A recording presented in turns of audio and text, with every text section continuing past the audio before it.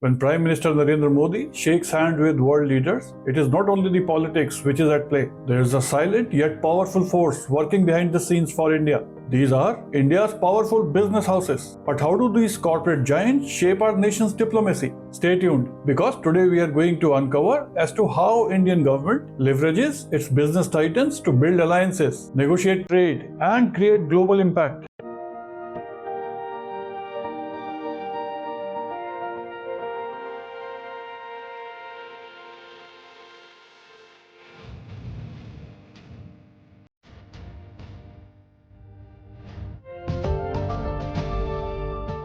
आज भारत तेजी से ग्लोबल बायोटेक पावर हाउस के रूप में उभर रहा है।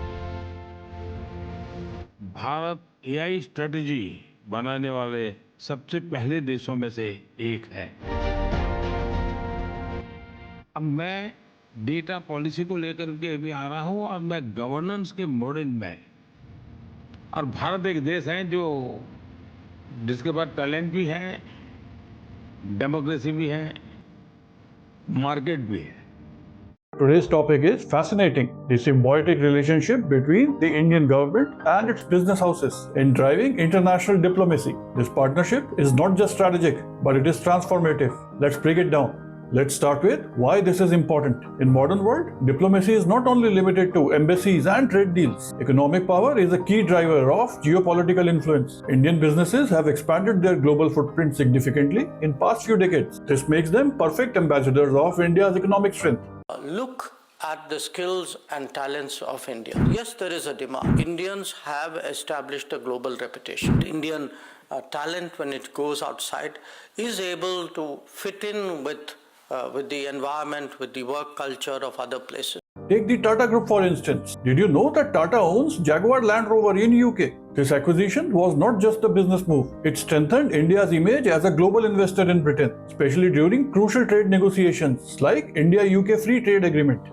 Now let us talk about how Indian government collaborates with these business houses. Before we move forward, please do consider subscribing to this channel if the subjects of business, finance and economy are of interest to you. Now let us get on with how Government of India collaborates with these business houses. There are three primary ways. First, trade missions. Business leaders often accompany political delegations. Second is strategic investments. Companies align investments with diplomatic goals. Third is economic narratives. Highlighting Indian businesses in global markets strengthens the India's economic image. India will witness an unprecedented explosion in economic growth and opportunity. From a $3 trillion economy, India will grow to become a $40 trillion economy. In other words, a bright future beckons you. Remember 2014 Modi's visit to United States? Among the highlights was presence of Mukesh Ambani and other Indian business delegates and industrialists in the key discussions. These leaders pitched India as an investment destination, directly contributing to deals like Google's $10 billion commitment to India. I've enjoyed so many meetings with Prime Minister. He's such an incredible student. The Prime Minister has been focused on transforming India. He is really thinking about how AI can transform India in a way that benefits the people of India.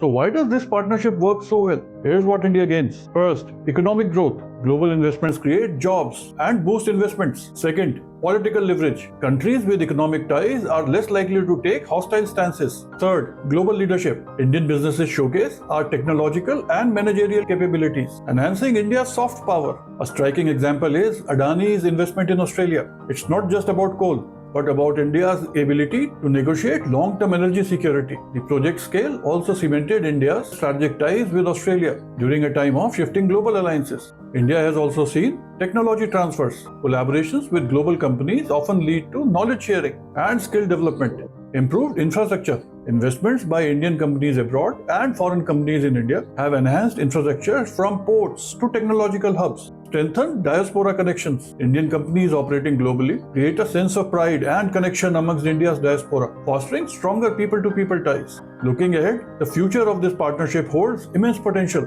in terms of expanding into new markets. Indian companies are increasingly eyeing Africa, South America and Eastern Europe as regions for growth, which also aligns with India's geopolitical ambitions and aspirations. Green energy collaborations. As India pushes for renewable energy dominance, companies like Tata Power and Adani green energy are expected to lead international clean energy projects, enhancing India's global environmental leadership. Digital diplomacy. With tech giants Wipro and Infosys setting up innovation centers worldwide, India can play a central role in global digital economy. Defense partnerships. Indian defense companies like Bharat Forge and Mahindra Defense Systems are likely to play bigger roles in international defense collaborations, further strengthening ties with the allied nations. One such initiative is International Solar Alliance, where Indian companies are playing a major role in solar technology dissemination, aligning with India's ambition to combat climate change and foster global cooperation. Of course, this collaboration is not without challenges. Critics argue about the ethical business implications about certain business deals and their impact on smaller enterprises. There is also a risk of over-reliance on corporate giants for diplomacy. For example, concerns were raised about India's ties with China when companies like Oppo and Xiaomi dominated the markets. It's a fine balance between national security and economic engagement. To wrap up, the partnership between Indian government and business houses is a game changer in international diplomacy. From trade deals to soft power, this collaboration has positioned India as a global leader. But like all strategies, it needs careful execution to balance national and corporate interests. What do you think about this unique strategy? Do mention your thoughts in the comments below. And do not forget to like and subscribe this video. You may feel free to write to me on my mail ID, which is mentioned in the description. Be inspired, keep building.